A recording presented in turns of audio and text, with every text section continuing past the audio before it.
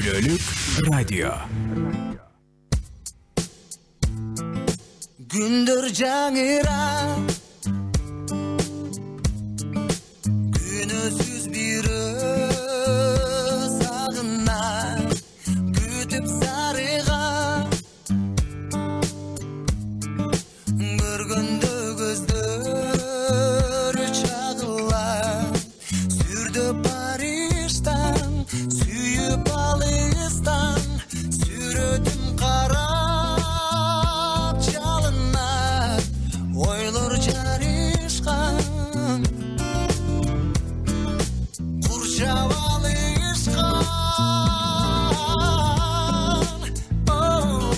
Hay ay asıl yansın ay, aydın nurunday çanıp durdun ay. Hay ay asıl yansın ay, ayday çarkıray azdan kalkıp arzu sezimdi aytırmay jigit sezgetdi azgıra berini ardayım anın ellesi aycıldap kündüp aldığa sürüp aydadı Kağıp kanadın, baktın tabası. Ay ay asıl yansın ay, aydın nurunday çanıp durdun ay. Ay ay asıl yansın ay, ayday jarıkıray azdan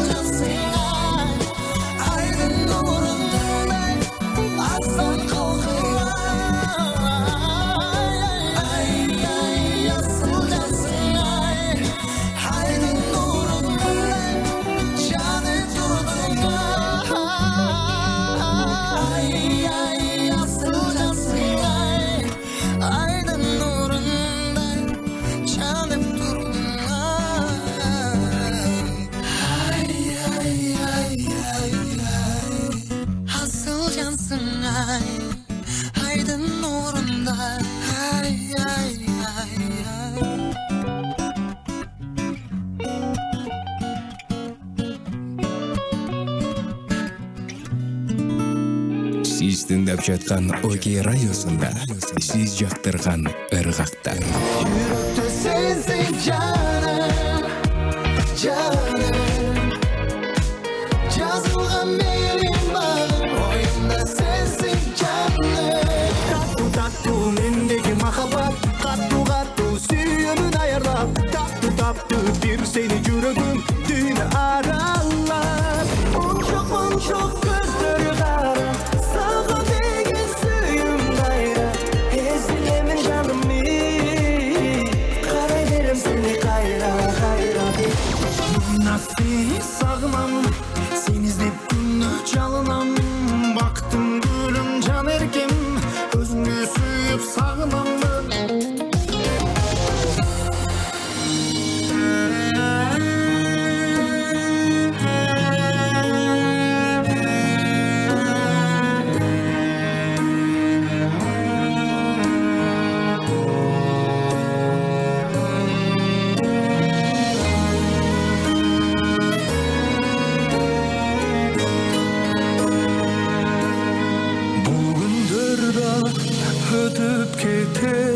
Кыйналган жандардын үнү жетер, баркын билбей бул жашоонун.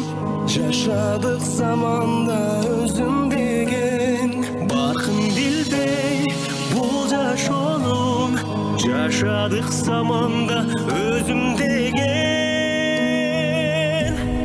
Бул сыноолор өтөт кетет, жамандын артынан жакшы келет. Абалыңды сурай турган, бүгүндө адамга адам керек. Абалыңды сурай турган, бүгүндө адамга адам керек. Узак жолду улап келген, ар бир таң өзгөчө кубат берген. Канча кыйын күн келсе да, адам өз барына чыдап келген. Канча кыйын күн келсе да, адам біз барына чыдап келген. Бул сыноолор өтөт кетет, жамандын артынан жакшы келет. Абалыңды сурай турган, бул күндө адамга адам керек. Күндөн дагы, судан дагы, эң кымбат адамга адам керек.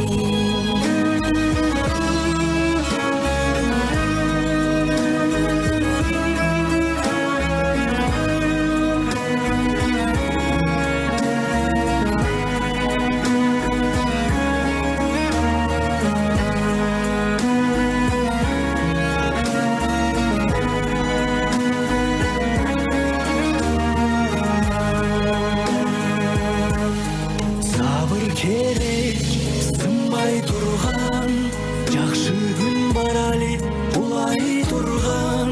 Жеңалсын деп Адамзатты, сыноолорду Кудай сунган.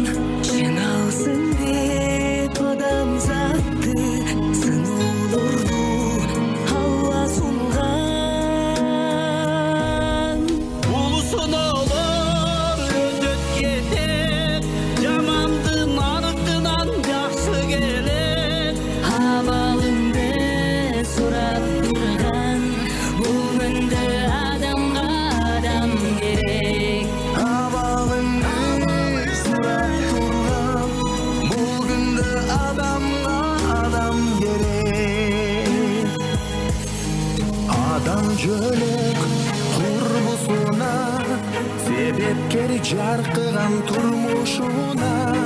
Кыйын күндө бирге өтөт, таянып элдеген бул кызына. Ынтымакта жеңе турган, кайрат бер, сабыр бер кыргызыма.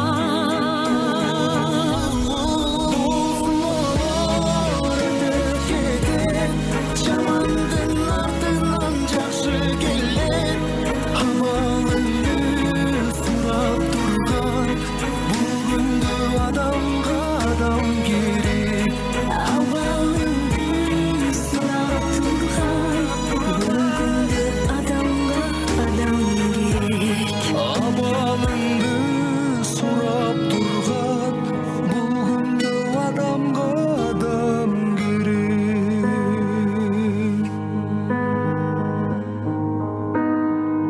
Адам деген көпүрө турмушуна, адам деген жөлөк та курбусуна.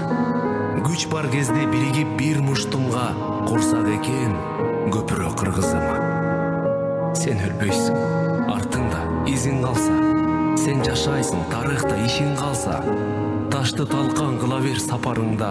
Темир кессең, мокобоз мизиң барда.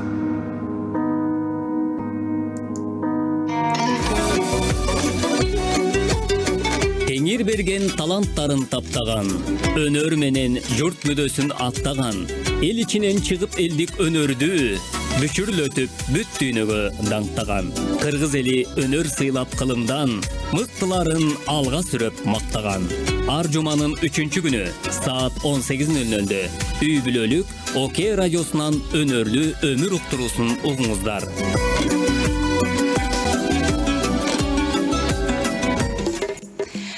Саламатсыздарбы, урматтуу Бүлөлүк ОК радиосунун угармандары, өнөр баккан, сөз кадырлаган улуу кыргыз журтум. Барыңыздар менен 3-күнү кечинде өнөрлүү өмүр уктуруусунан саламдашып турганыма ушунчалык кубанычтамын.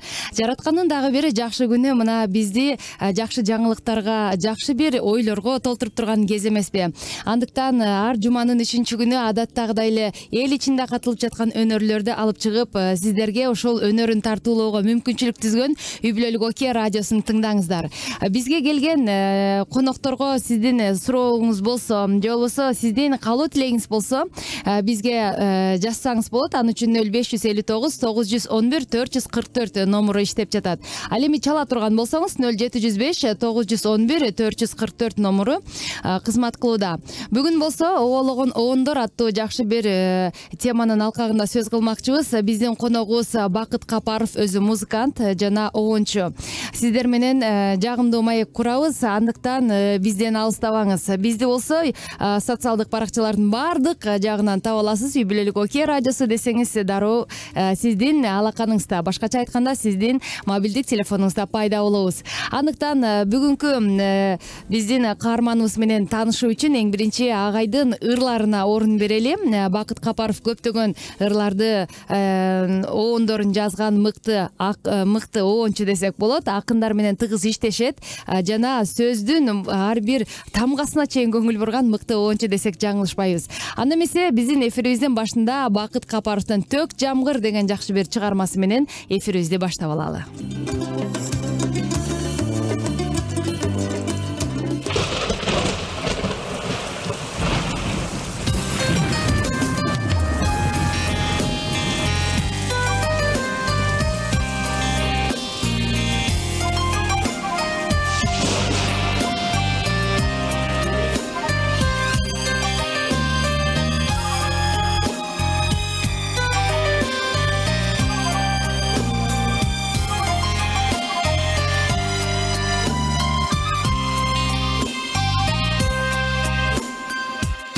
Жамгыр бирок мени шаштырбагын, кайдадыр дел өрүтүп азгырбагын. Жууп кет жакпай турган адаттарды,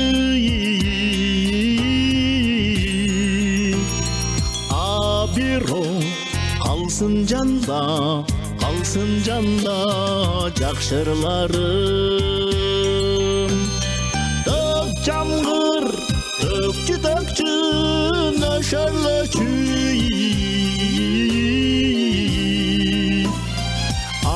бирок калсын жанда жакшырларым. Төк жамгыр максатымды сүйрөп койчу, жашоого кошкум келет үлүшүмдү. Жууп кет көңүлдезген куусалыкты,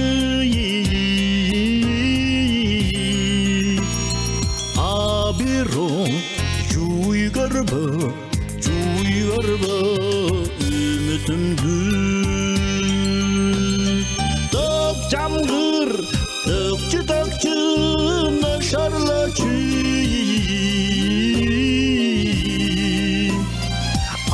бирок жууй көрбө үмүтүмдү.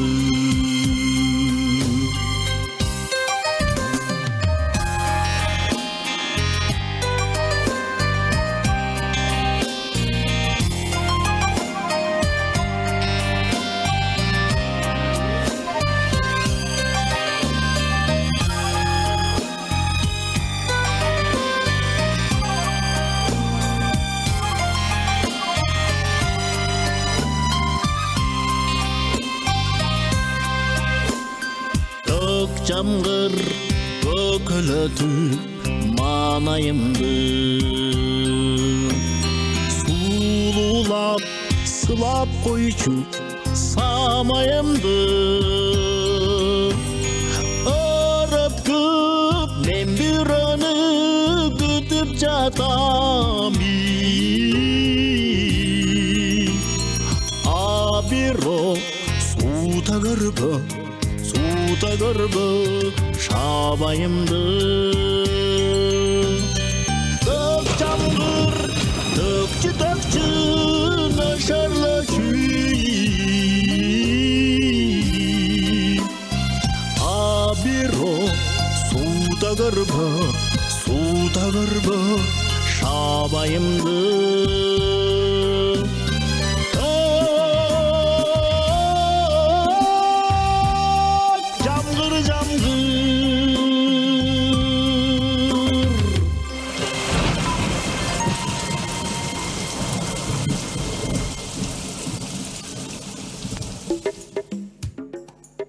Мына урматтуу угармандар, сиздер баарыбыз ушул кайсы жерде жүрбөйлү, эмне иш кылбайлы, алган эмес алыска сапарга жол тартсак дагы дайыма ушул биздин жан дүйнөбүзгө шерик болгон, жан дүйнөбүзгө дайыма бир кубат берип турган, жолубуз болсо узун жолду кыскарткан музыка болот эмеспи?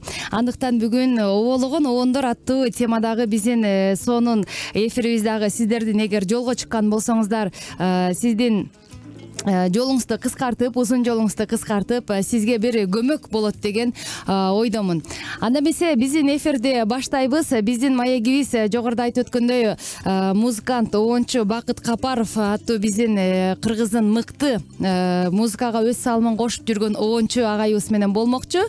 Агайга сиздердин каалоо тилегиңиздер болсо, же болбосо суроолоруңуздар болсо жазыңыздар. 0559 911 444 номуру сиздер үчүн кызмат кылат. WhatsApp номуру.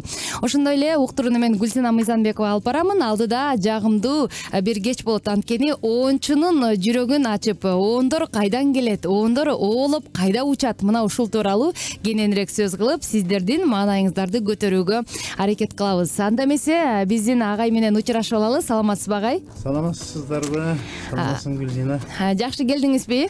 Жакшы келдим, рахмат. Мына бүгүн сиз менен бир угармандарды байланыштырып, жакшы бир маек куралы деп турабыз. Дайыма биздин радиодон сиздин Төк жамгыр деген ырыңыз көп угулат. Жана ошол Төк жамгыр деген ырыңыздын күйөрмандары дагы көп. Андан башка дагы сиздин көптөгөн ушул өзүңүзгө таандык автордук чыгармалар бар. Ошол чыгармаларды угуп жүрүп, ушул оондорду жазган автордун жан дүйнөсү кандай болду экен деген кызыккан угармандар үчүн бүгүнкү эфир жооп болмокчу десек болот агай. Рахмат. Анда эмесе келиңиз микрофонго жакыныраак отуруп, биздин эл журтубуз менен бул камера аркылуу байланышып алыңыз, учурашып алыңыз. Саламатсыздарбы, урматтуу ыр күйөрмандары, өнөрдү баалаган замандаштар, кутмандуу күнүңүздөр менен. Мына урматтуу угармандар, биз илим менен техниканын өнүккөн заманындабыз. Азыр болсо радиону көрөбүз. Радиону көрөбүз. Мурда биз радиону укчубуз да. Азыр болсо радиону бизди Facebook түз алып көрсөтөт. Бул программабыз кызыккандар үчүн дагы маалымат болсун. YouTube каналыбызда сакталат. Андыктан сиздер менен мына мен бул камера аркылуу сүйлөшсөм, агай бул камера аркылуу сүйлөшүп, айтор сиздер менен түз байланышка чыгабыз. Агай кулакчынды такпай койсоңуз деле болот. Сиз угармандар менен тыгыз байланышта боло аласыз. Анда эмесе агай, алгачкы эле суроом ушундай болсун. Жогоруда айтып өткөндөй, ушундай канаттуу оондор сизге кайдан келет, дагы оологон боюнча кайда учуп барат? Ушул оондордун бир сыйкыры жөнүндө айтып кетсеңиз, кайсы убакта оондор сизге келет? Оондорду атайлап күтпөйсүң деле. Бир баргы айтып коет эмеспи, бир мындай бир случайно жолугуп калды дегендей. Кокусунан эле келет. Базарда жолугуп калды, биякта биякта жолугуп калды деп биз айтып калат эмеспи? Ошол сыяктуу обон деле кандайдыр бир ошол жакшы акындын сөзүнө жолукканда, китепти карап же болбосо бир журналдан, газетадан, же болбосо баягы интернет булактарынан кезип калат да. Мына ошондо кандайдыр бир жан дүйнөңдү бир жаралап, бир жан дүйнөңгө бир кандайдыр бир түрткү берсе, өткөн нерселерди элестетсе, же башыңдан өткөн, же болбосо ушу турмушта болуп аткан нерселерди чагылдырган бир ушундай сонун убакытта келип калат. Ыр куплеттер келип калат да. Ошондо менде ошондой эмеде жаралат да. Демек, Кудай коноктой элекен да. Бүгүн келеби билбейсиз, эртең келеби билбейсиз. Анткени баарыбыз жакшы билгендей, кыргыз илгертен Кудай конок деп айтып койчу экен да. Бул деген нерсе качан келери белгисиз. Бирок ким экени да белгисиз. Анткени баарыбыз жакшы кайыптан келет. Анткени ушул үйүнө келген конокко балдарына бербей катып койгон ашын астына жая салган кыргыз элим эмеспи? Ооба. Анткени мунун дагы ушул келип чыгуу тарыхына карай турган болсок, ушул 3 кишини кокусунан мындай коноктоп, аябай жакшы коноктоп туруп, анан өзгөчө батага ээ болгон адамдар болгон экен. Аны Кудай конок экенин, же болбосо Кудайдан келген периштелер экенин билбей эле адамдык бир өзүнүн адеби менен, адамдык бир адамгерчилиги менен ушунчалык жакшы коноктоп алып, анан кийин алар кетерде Кудайы конок болуп туруп батасын берип кеткенде ошол үйгө кадимкидей кут жааган дешет да. Андыктан сиз дагы ушул оондорду Кудай коноктой эле күтөт турбайсызбы? Ооба. Жакшы. Демек, акындардын баягы сөздөрүнө дайыма тыкыр көңүл бурган оончу катары билебиз да сиздичи. Анан жан дүйнөңүзгө мындай жанрлар бар да, ар кандай жанрларчы. Анан кийин кайгылуу мааниде жазылган сөздөр жакын туюлабы акындардын, же болбосо майрамдык маанайда жазылган ырлары көңүлүңүзгө жакынбы, же бул мунун дагы өзүнчө бир кандайдыр бир деңгээлде убакыт сааты же кандайдыр бир орду барбы? Орду болот албетте. Анткени бул ыр деген акындар бир жашоону өмүр бою жашаган бир жашоону бир 3 куплет менен берип коюшу мүмкүн да. Мейли майрам болсун, мейли баягы сүйүү болсун да. Кыска нуска ушул ырга баарын топтоп берет да. Анан баарын эле муңду кылып койсоң болбойт. Анткени жашоо ошондой да. Дайым эле шаярда болбойт. Ооба. Ошол сыяктуу да. Минор, мажор деп коет баягы музыкалык тил менен. Адам деле ошондой экен да. Бүгүн ушундай көңүлүң, маанайың чөгүнгө болсо, эртең аябай жакшы болушу мүмкүн да. Ошол сыяктуу. Ал гана эмес, ошол сиз мажор, минор деп да айтып кеттиңиз. Минордо турган адамдар аткан таңдай бир жаркыраган музыканы укканда маанайы көтөрүлөт түшөт болуш керек. Анан ошол өзүңүз иштеген ишмердүүлүгүңүзгө дагы бир аз кайрылалы. Деги эле музыка деген ноталар өзү кайдан келген? Кандай сыйкыр? Ошол сөз бар экен, музыканын тили болбойт депчи. Баардык өлкөдө ошол ноталарды көрүп туруп эле сүйлөшө беришет. Музыканттар ар кайсы улуттун өкүлү болсо дагы булар бир нерсени карап туруп баары түшүнөт. Демек, ноталар кайдан келген сыйкыр бул? Ноталардын түпкүлүгүн ачык кыйын. Бул өтө чоң илим болгон дейт. Илим болушу толук ыктымал. Анткени бул музыкада тил болбойт. Бул адам баласынын жүрөктүн тили деп койсок болот. Дилдин ушундай тили. Ооба.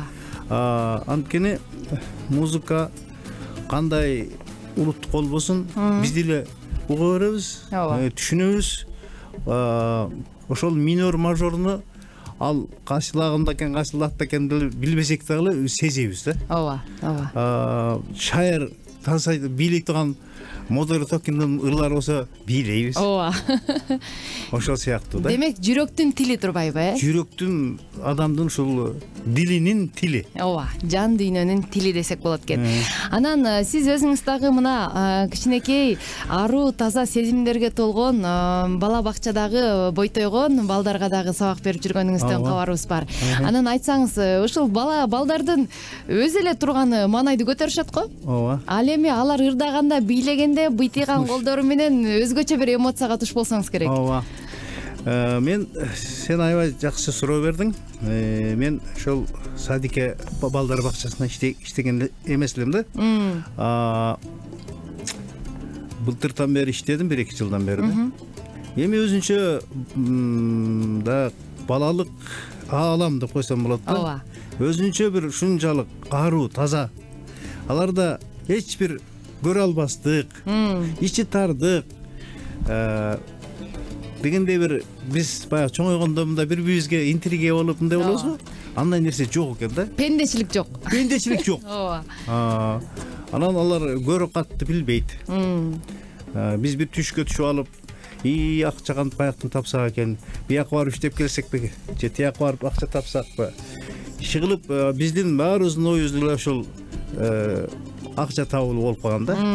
Бир ушу үй бүлөбүздү жакшы баксак, үй салсак, ушундай кычыраган деген эле бир ушундай жүрөбүз. Аларда андай нерсе жок да.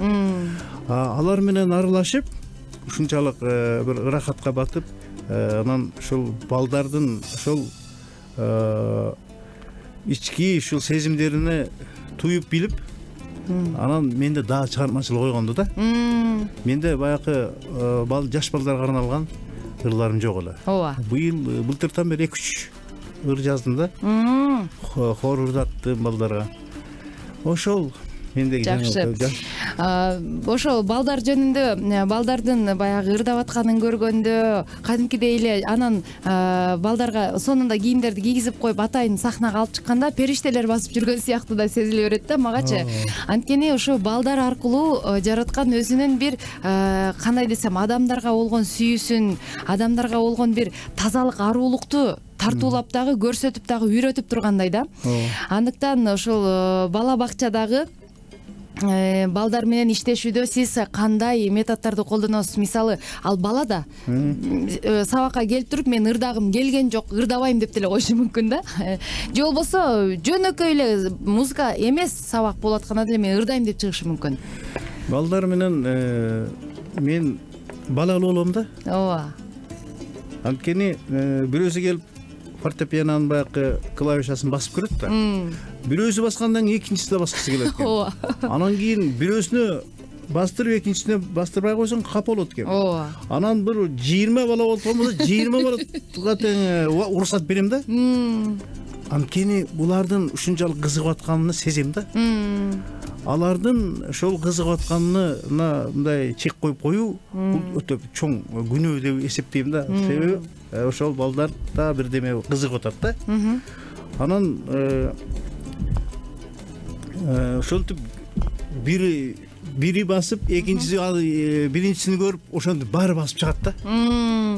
Анан баягы тарбиячы эже айтат: агай качкыла, агайдын музыка немесин бузасыңар, фортепианосын баягы инструментти бузасыңар, күйүүсүн бузасыңар.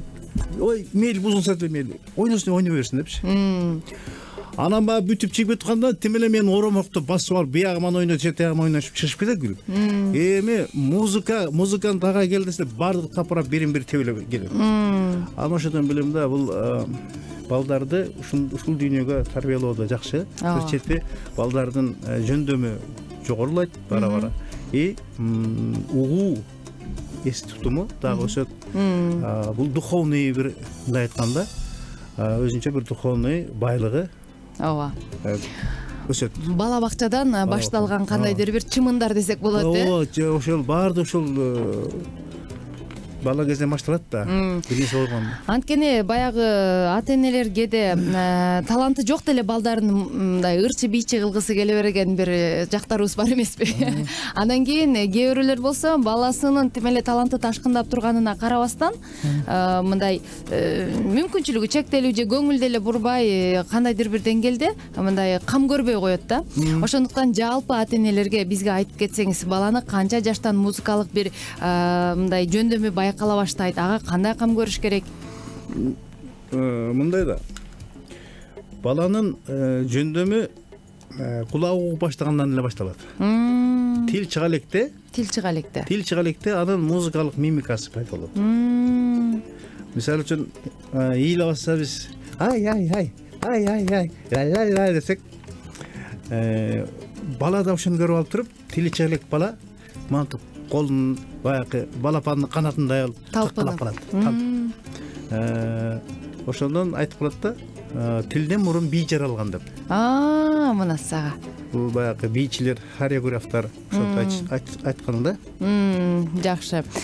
Андыктан урматтуу угармандар, мына бүгүн бизге баарыбызга бир жакшы ачылыш болду окшойт. Төрөлгөн бала ымыркай, бала тили чыга электе анын дили жандана баштаганын биздин агайыбыз жакшы айтып берди. Анда эмесе агай, сиздин чыгармаларыңызды сиз ушул эфирдин башталышында да койдук эле, бирок жандуу үн менен өзүңүздүн аткарууңузда азыр угармандар угалы деп күтүп калды. Жардана, кайсы бир чыгармаңыз болсо бизге айткарып берсеңиз, кандай жаралып калды эле ушул чыгарманын мындай тарых таржымалоо тууралуу азын улак кеп кылып бир чыгарма сунсаңыз угармандарга. Жакшы болот. Сиз айтып кеттиңиз, жанагы Төк чамгыр деген ырды көп беребиз деп.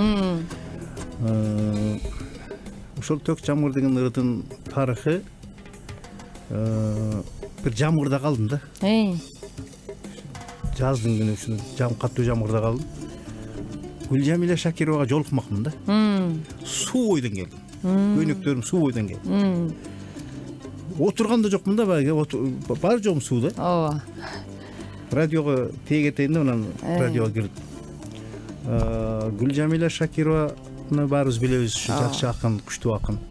Өмүрүн бүт ушул поэзияга арнаган бир ушундай бир залкар акындардын катарындагы бийик акындардын бири да.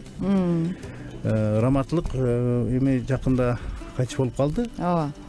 Бирок ошол эже менен дагы чыгармачылык жактан алгачкы байланышып эметкен ушул ыр болчу да.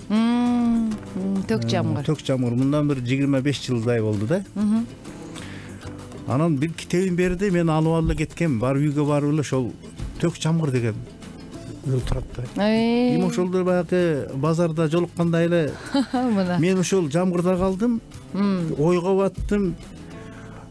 Ошентип баягы ыр жаралган эле да ошол. Демек, акын сиздин жамгырга калгандагы ички туюмуңузду ыр кылып жазып койгон окшобойбу? Жок, ошол как будто мен ошол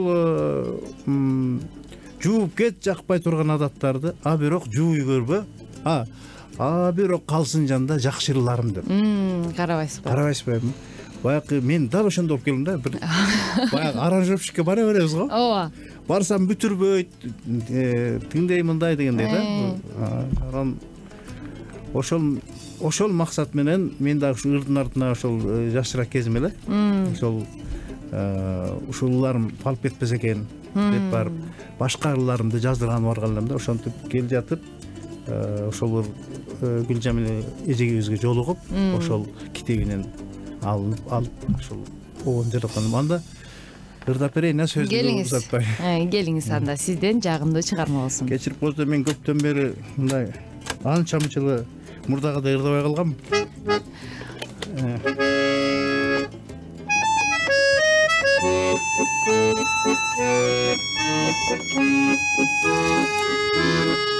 Кечирип койсуңдар.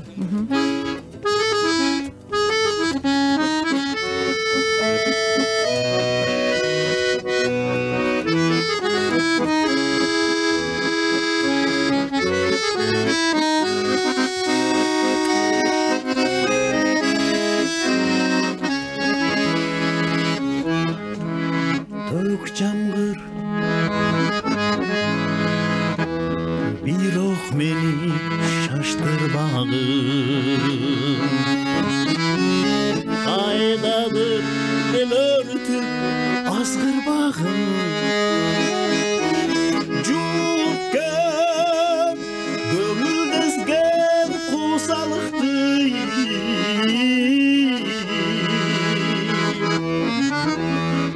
бирок калсын жанда жакшы ырларым. Төк чамгыр төкчү нөшөрлөчү,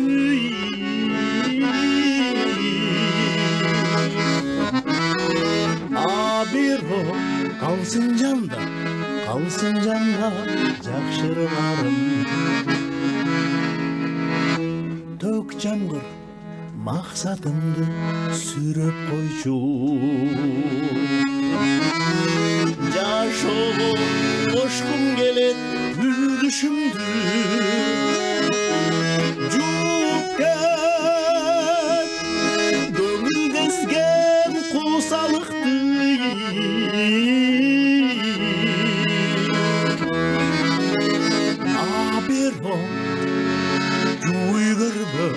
жуй көрбө үмүтүмдү жамгыр төкчү нашарла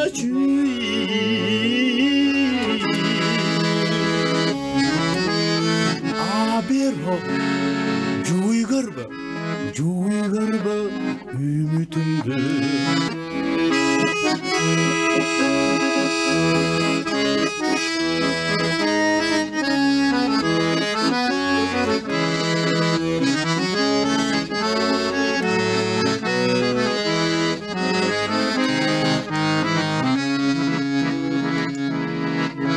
төк жамгыр көкөлөтүп маанайымды суулуулап сылап койчу самайымды өрөпкүп мен бирөөнү күтүп жатам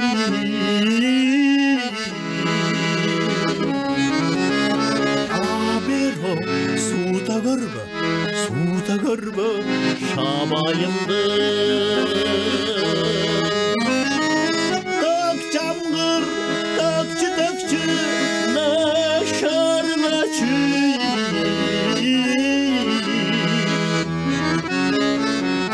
бирок жуй көрбө үмүтүмдү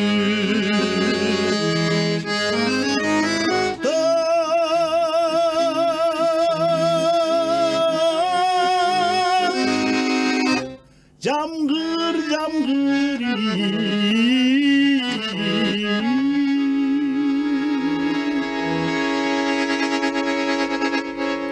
баракелде аракет кылдым. Мына урматтуу угармандар, Бакыт Капаровдун өзүнүн аткаруусунда мына Үй бүлөлүк Окей радиосунда баягы радиодон уккан өзүнчө бирок каарманды алып келип ошол ырдын тарыхын угуп, ошол ыр жөнүндө баянды угуп жана ошол ырды дароо уккан бул такыры башкача болуш керек. Андыктан агай дагы да чыгармачылык ийгилик каалайбыз. Мына бизге болгусо билдирүүлөр келип атат. Билдирүүлөрдү айта кетейин. 450 менен бүткөн абонент жазып жатат. Саламатсыздарбы дейт. Мен Кызыл Кыя шаарынан байланышып жатам. Кесибим медик. Бакыт Капаров агайга чыгармачылык чоң ийгиликтерди каалаймын дейт. Медик кыздарга бир чыгарма аткарып беришиңизди суранамын дейт. Мына медик кыздар үчүн, биздин медайымдар үчүн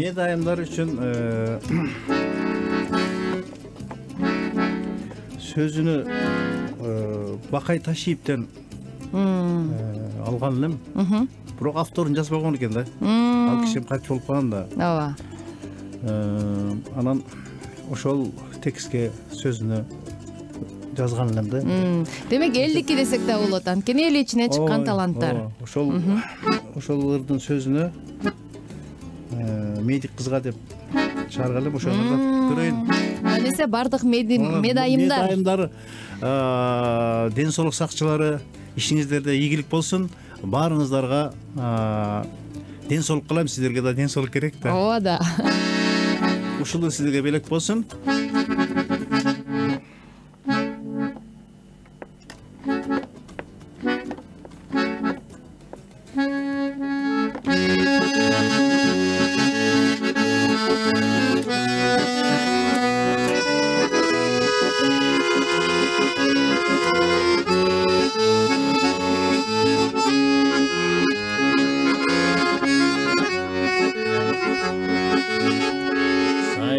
Колду жетирип билекти көз нурларың көздөп өттү жүрөктү клиникаңдан араң кеттим медик кыз кыйбай сени кыйбай ошол минутту Ay medik kız, oy medik kız, ay medik kız.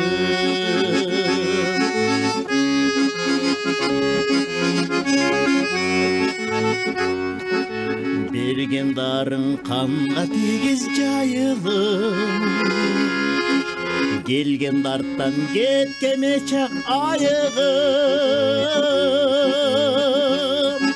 Сүрөт болуп арыктадым бирок мен,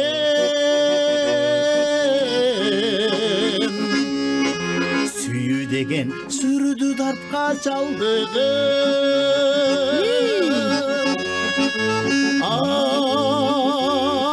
Ay medik kız,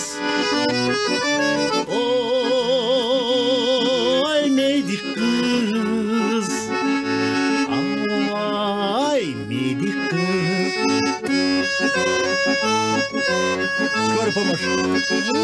Мына.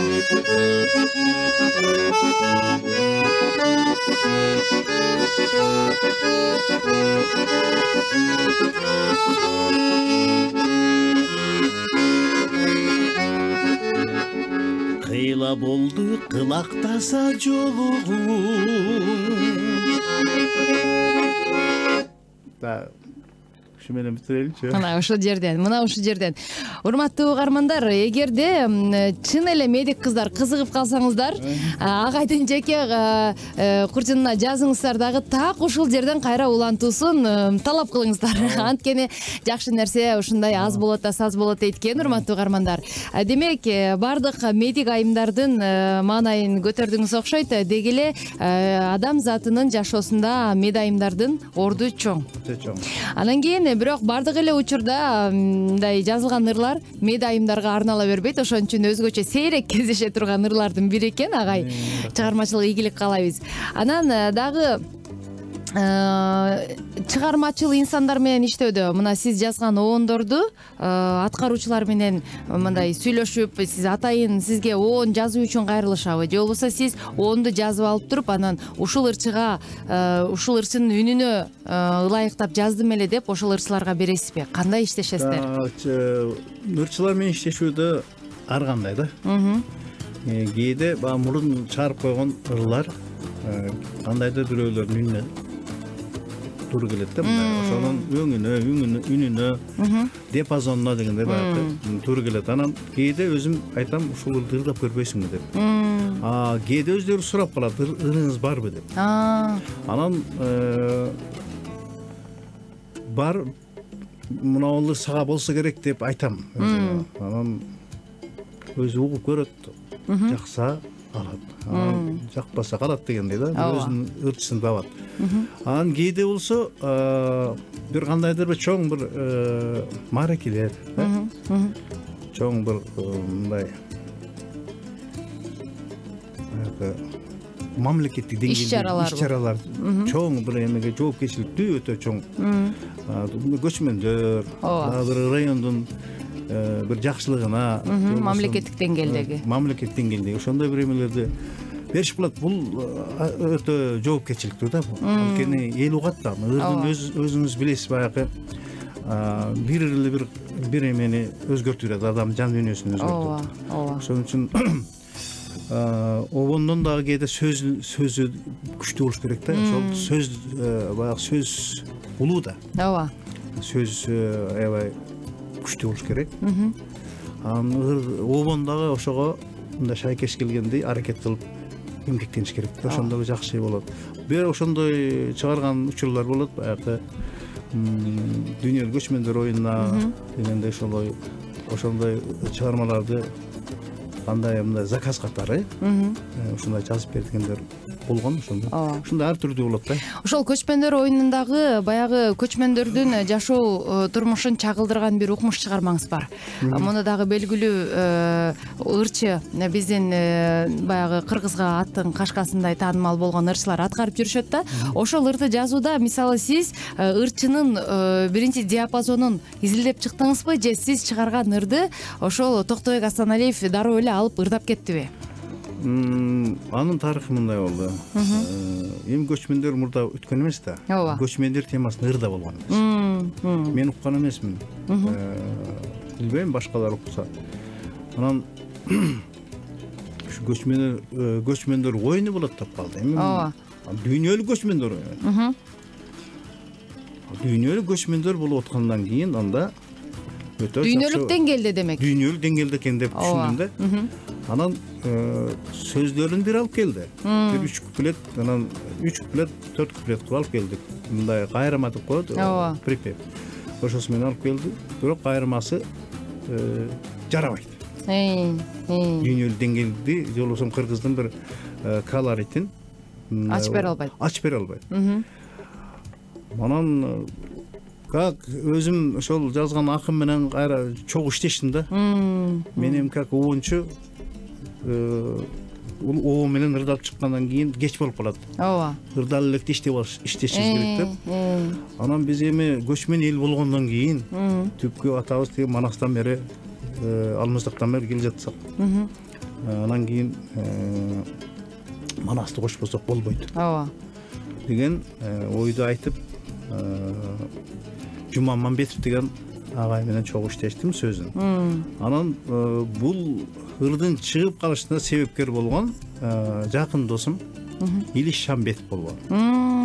Илиш Шамбетов деген көп өзү дагы обончу, аткаруучу, композитор, музыкант. Ошол досум себеп болгон да. Анан биринчи дүйнөлүк көчмөндөр оюнунда Илиш ырдап чыккан. Анан биз жөн ырдап койдук да, көчмөндөрдүн эмесине ырдадык. Ал 2 жылдан кийин дагы болорун билген жокпуз. Кийин неме Токтебек Асаналиев, Токтебек Асаналиев жолугуп калды. Токтебек Асаналиев сурап калды, ушул ырдай берейин деп. Анан биринчи ырдап койгон да. Анан мен өзүм ырым болсо да тиги досуман уруксат сурадым да, сен капа болуп калбайсыңбы? Мына ал бала ырдайм деп атат. Бус ырдайсың. Анан мен айттым, сен булар кичине мындай аранжировкадан, шөкөттөөдөн, баягы музыкасын келтирүүдөн бир аз кемчилдик болуп калган. Баягы гитараларды кошуп жүргөн, кыргыздын колорити болбой калган. Мен антип айткан эмес элем, бирок ушуну жасап коюптур. Чоң катачылык ушул деп айткам да. Сен ушуларды эске алгандагы кыргыздын бир эмелерине, анын ортосуна Манас айтылат. Аларды сөзсүз кошкун. Аларды кошпосоң болбойт. Анда мен автордугу мен бере албай калам аны. Жан дүйнөмдү мындай бере албай калам деп ошентип чыккан да. Жакшы, тиги чындыгында ошол ыры дагы келишкен, оону да келишкен, аткаруучусу да келишкен, кыргыздардын баягы көчмөн калктын образын ушунчалык бир жүрөктү титирете ачып берген жакшы чыгарма болгон да агай. Мен ырчылардан дагы рахмат айтыш керек. Аранжировка кылган музыкант жигиттерге да рахмат айтыш керек. Төгөрөгү төп жорго деп коет го. Ошол сыяктуу баягы ырчысы дагы, оончусу дагы, анан шөкөттөгөн музыканттар дагы баардык жактан мындай дал келген чыгарма го деп ойлойм да. Анан дагы бизге билдирүү келип жатат. 362 мең бүткөн абонент жазып жатат. Саламатсыздарбы, Оке радиосу сонун эфир болуп жатат. Кызыктуу маек болуп жатат. Бизге агайдын ырларын көбүрөөк угсаңыздар дейт. Демек биздин маекке караганда ырлардан сыналы. Макулунда. Мен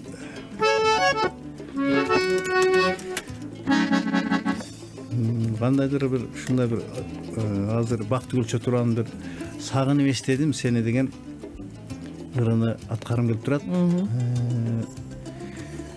Ошону ырдап берейинчи. Ооба. Дагы бир билдирүү бар экен, агай, ушуну дагы уруксатыңыз менен окуп коеюн. 702 мең бүткөн абонент Аппак карлар аттуу ырларын сурансак болобу? Ушул ырдын тарыхын дагы билели деди келе дейт. Аппак карда бул аябай сонун ыр. Мүмкүн кийинки чыгармаңызды ушул болсун. Келиңиз азыр. Мен көптөн бери ырдай эле келем, ырларым мындайдай эсиме келбей калып атат. Эч нерсе эмес, угарман журту сиз менен, сизди колдоп коштоп туура түшүнөт. Туура түшүнүңүздөр, рахмат. Анда кече эле Facebookка чыгардым эле ушуларды. Эмнеге ушуну дагы ырдагым келип атат.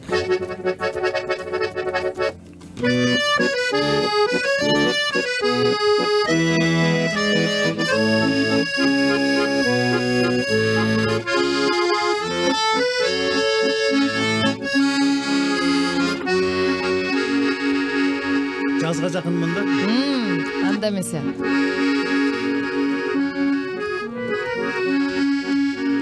Жаз келип айлана жап-жашыл, жалбырагы ачыла баштапты. Аккулар катарын карасам, аларда өзүң жок таптакыр. Аккулар катарын карасам, аларда өзүң жок таптакыр. Сагынып, ай сагынып, сагынып,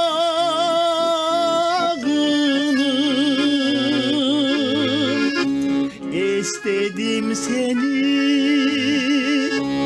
эстедим сени. Көңүлүм ызага баткандан, көзүмдөн ысык жаш аккандан, көрүнөр бекен деп каранып, көз албайм алыскы жактардан. Көрүнөр бекен деп каранып,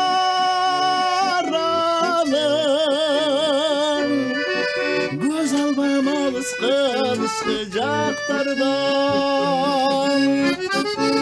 Сагынып, ай сагынып, сагынып, эстедим сени, эстедим сени.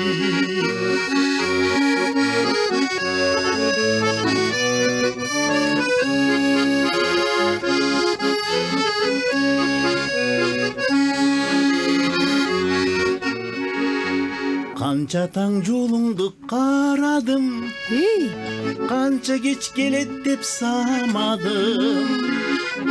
Кыялым ээрчитип сен жака, кымбатым эң кымбат адамым. Кыялым ээрчитип сен жака, кымбатым эң кымбат адамым. Сагынып, ай сагынып, сагынып,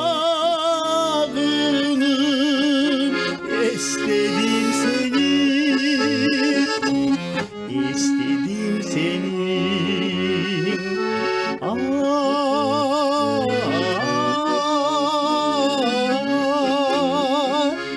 Эстедим сени, эстедим сени. Бали агай, бали. Чоң рахмат. Кандай сонун чын эле жүрөктөгү кусалыкты, жүрөктөгү сагынычты, жүрөктөгү кандайдыр бир буксамат болгон учурларды эске салдыңыз агай. Оончунун дагы чыгармачыл инсандын дагы ошол вазипасы ушулбу дейм. Жан дүйнөнү сугарып, жан дүйнөнү жаңылап, жаңыртып да жиберетсиздер агай. Андыктан жашасын музыка дейли. Бүгүн биздин темабыздагы оологон оондор деген теманы алып чыкканбыз. Мына дагы бир оонуңуз оолоп, угармандардын жүрөгүнө жеткен экен. Аппак кар деген сиздин чыгармаңызды сурап жатышат. Чын эле бул ырды мен 2016-жылы алгач жолу укканмын. Өзгөчө ыр болчу. Дагы эле жүрөгүмдө азыр уксам 2016-жылга барып калам десем дагы жаңылышпайм. Анда эмесе менимче сөзү Бактыгүл Чотуровага таандык болуш керек. Жана бул ырда бул тарыхын айтып отурсам мен музым болуп кетет. Анда дароо ырга өтөлү. Эсмиң бул аракет кылып да. Бир кайрып коюңуз жок дебесе.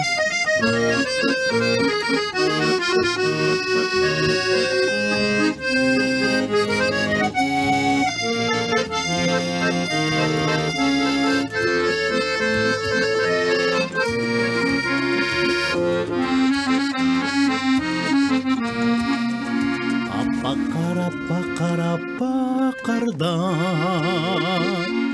кел бүгүн тоолорго кассакпанда темелиге этеле өмүр барда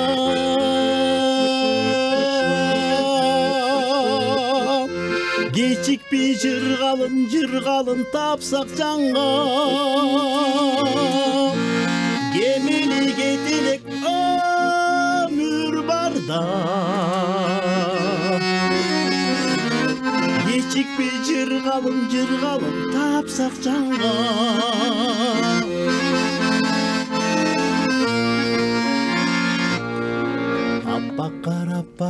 Аппакарда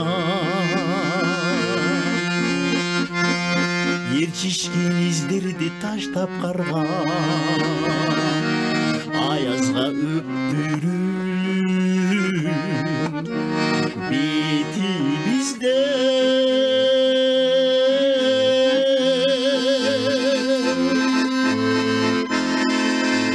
Ак бүртүк үйлөшүп бассак таңда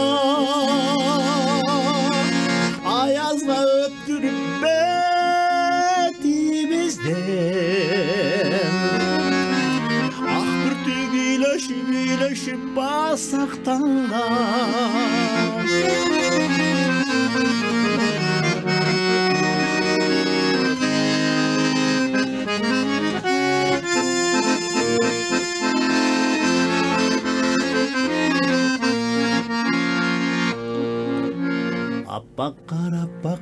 Аппакарда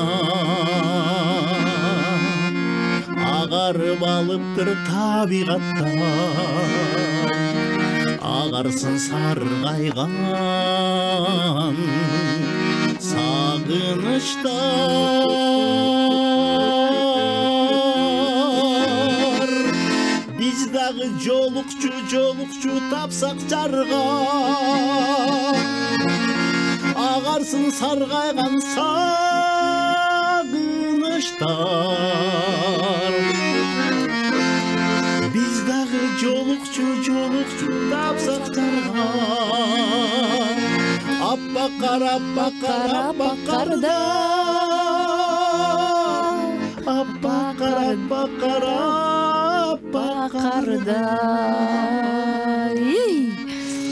Кандай жакшы сонун агай жайдын ушундай чилдесинде турсак дагы бизди жетелеп бир кыштын чилдесине алып барып келдиңиз окшойт. Демек ушул сөздүн сыйкыры да ушундабы дейм, баягы эң башында сөз болгон, сөз Кудайда болгон, сөз өзү Кудай болгон, анан болсун дегенде баары жаралып калган деген кептер бар эмеспи?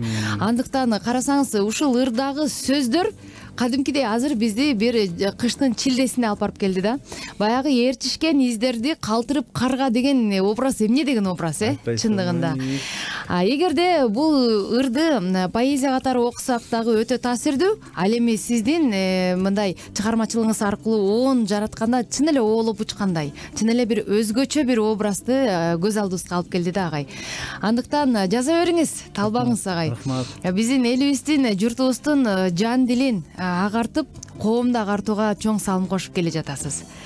Анда эмесе соңуна келип калыптыр биздин эфирдагы. Биздин угарман улуу журтубузга өзүңүздүн мындай ой тилегиңизди айтуу үчүн эркин микрофон берейин. Сиздердин убактыңыздарды алып койсо кечирим сурайм. Убакыт деген бул өмүрдө эң кымбат нерсе. Рахмат сиздерге. Баягы Шведияда иштеп аткандар көйнөктөрү токтото калып, ооба, ыргып, анан суроо бере тургандар суроо беришти. Суроо жооптарды жакшы эле колдон келишинче узатканга аракет кылдык. Анан эми элибизде ушундай ырлар жаңырып турсун, элибизде тынчылык болсун, жакшылык болсун. Эми алдыда дагы жакшы нерселер келип атат, биздин эгемендүүлүк келип атат, билим күнү келип атат дегендей күркүрөгөн баягы ак бээнин курсагы жарылган, карды жарылган кез келип атат. Ушул күзгө аман эсен жетели, элибизде жакшылык болсун. Ошол. Мына урматтуу угармандар, сиздер менен өнөрлүү өмүр уктуруусун бир ар жуманын 3-күнү жакшы бир каарманыбыз менен эфирге алып чыктык, андыктан бизден алыстабаңыз. Ушул эфирди кайрадан уккуңуз келсе, кайрадан мына оологон обондор жан дүйнөңүзгө кайрадан бир сезимиңизди кытыгылап кирип барышын кааласаңыз, анда бизди YouTube каналыбыздан угуңуздар, көрүңүздөр, Facebooktан дагы көрсөңүздөр болот, баардык жерде сакталат. Агай, сизге ийгилик каалайбыз, чыгармачылыгыңыз өркүндөп өсө берсин, зор эргүүлөрдү каалайбыз. Бирок сенин чыгармаларың, сенин сөзүңө жазылган чыгармаларды кийинкисине атап берейин. Кудай буйруса, эмкиде мына агай убада кылып турат. Кудай буйруса. Баягы жаз жөнүндө жазылгандарың бар. Анан кечки шаар дегенлерин бар. Ооба. Аябай мага жагат. Сизге эгерде биздин калемибизден чыккан бул ырлар эргүү бере алган болсо, өтө чоң кубанычтамын агай. Рахмат. Анан мына баарыбызда ушундай жакшылыктар гана болуп турсун, жүрөгүбүзгө жакшы гана ойлор түнөп, оозубуздан жакшы сөздөр чыгып, бири-бирибизге эм болсун да, дем болсун дейли, урматтуу угармандар. Ар жуманын 3-күнү ушул өнөрлүү өмүр уктурусунан жолугушканча сак саламатта болуңуздар. Уктурууну мен Гүлзина Мыйзанбекова алып бардым. Ар бир үйдө тынчтык болушун тилеп, эфирибизди жыйынтыктайлы. Агай, аман болуңуз, жакшылыктарда жолугалы. Иштериңерге ийгилик каалайм. Жакшы туруңуз.